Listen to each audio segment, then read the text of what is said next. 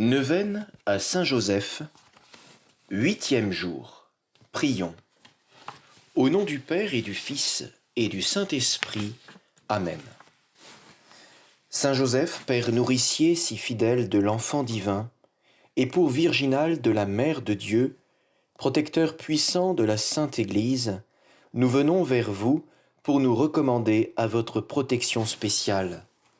Vous n'avez rien cherché en ce monde, sinon la gloire de Dieu et le bien du prochain.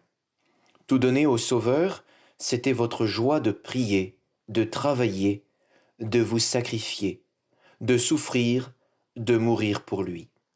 Vous étiez inconnu en ce monde et cependant connu de Jésus.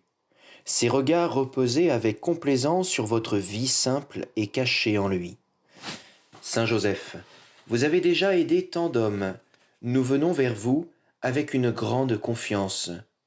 Vous voyez dans la lumière de Dieu ce qui nous manque. Vous connaissez nos soucis, nos difficultés, nos peines. Nous recommandons à votre sollicitude paternelle cette affaire particulière. Nous la mettons entre vos mains, qui ont sauvé Jésus enfant.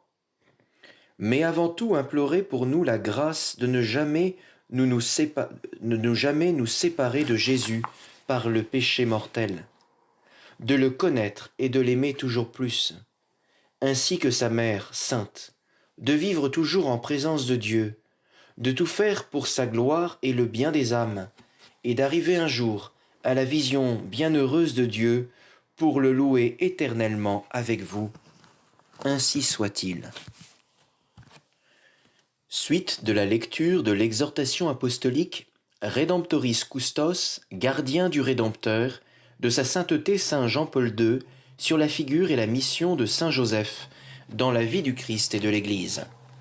5e chapitre, la primauté de la vie intérieure. Le climat de silence qui accompagne tout ce qui se réfère à la figure de Joseph s'étend aussi à son travail de charpentier dans la maison de Nazareth. Toutefois, c'est un silence qui révèle d'une manière spéciale le profit intérieur de cette figure. Les évangiles parlent exclusivement de ce que fit Joseph, mais ils permettent de découvrir dans ses actions, enveloppées de silence, un climat de profonde contemplation. Joseph était quotidiennement en contact avec le mystère caché depuis les siècles, qui établit sa demeure sous son toit.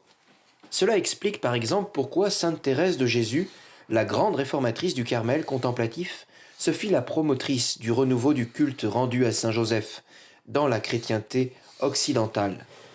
Le sacrifice absolu que Joseph fit de toute son existence aux exigences de la venue du Messie dans sa maison trouve son juste motif dans son insondable vie intérieure, d'où lui viennent des ordres et des réconforts tout à fait particuliers, et d'où découle pour lui la logique et la force propres aux âmes simples et transparentes, des grandes décisions comme celle de mettre aussitôt à la disposition des desseins divins sa liberté, sa vocation humaine légitime, son bonheur conjugal, acceptant la condition, la responsabilité et le poids de la famille, et renonçant au profit d'un amour virginal incomparable à l'amour conjugal naturel qui la constitue et l'alimente. Cette soumission à Dieu, qui est promptitude de la volonté à se consacrer à tout ce qui concerne son service, n'est autre que l'exercice de la dévotion, qui constitue une des expressions de la vertu de religion. La communion de vie entre Joseph et Jésus nous amène à considérer encore le mystère de l'incarnation précisément sous l'aspect de l'humanité du Christ, instrument efficace de la divinité pour la sanctification des hommes. En vertu de la divinité, les actions humaines du Christ ont été salutaires pour nous, produisant en nous la grâce tant en raison du mérite que par une certaine efficacité, nous dit saint Thomas d'Aquin. Parmi ces actions, les évangélistes privilégient celles qui concernent le mystère pascal, mais ils n'omettent pas de souligner l'importance du contact physique avec Jésus, à propos des guérisons, et l'influence qu'il exerce sur Jean-Baptiste lorsqu'ils étaient l'un et l'autre dans le sein de leur mère.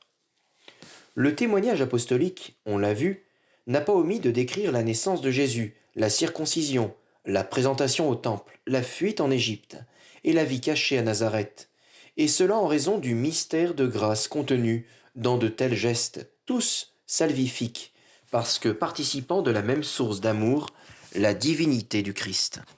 Si cet amour, par son humanité, rayonnait sur tous les hommes, les premiers bénéficiaires en étaient bien évidemment ceux que la volonté divine avait placés dans son intimité la plus étroite, Marie, sa mère, et Joseph, son père putatif. Puisque l'amour paternel de Joseph ne pouvait pas ne pas influer sur l'amour filial de Jésus, et que réciproquement, l'amour filial de Jésus ne pouvait pas influer sur l'amour paternel de Joseph. Comment arriver à reconnaître en profondeur cette relation tout à fait singulière? Les âmes les plus sensibles aux impulsions de l'amour divin voient à juste titre en Joseph un exemple lumineux de vie intérieure. En outre, l'apparente tension entre la vie active et la vie contemplative est dépassée en lui de manière idéale, comme cela peut se faire en celui qui possède la perfection de la charité. Selon la distinction bien connue entre l'amour de la vérité, caritas veritatis, et l'exigence de l'amour, necessitas caritatis, nous pouvons dire que Joseph a expérimenté aussi bien l'amour de la vérité, c'est-à-dire le pur amour de la contemplation de la vérité divine qui rayonnait de l'humanité du Christ, que l'exigence de l'amour, c'est-à-dire l'amour pur lui aussi du service requis par la protection et le développement de cette même humanité. Prions. Je vous salue Joseph, vous que la grâce divine a comblé, le Sauveur a reposé entre vos bras et grandi sous vos yeux. Vous êtes béni entre tous les hommes, et Jésus, l'enfant divin de votre virginale épouse, est béni. Saint Joseph, donné pour Père au Fils de Dieu, priez pour nous dans nos soucis de famille, de santé et de travail, jusqu'à nos derniers jours, et daignez nous secourir à l'heure de notre mort. Amen.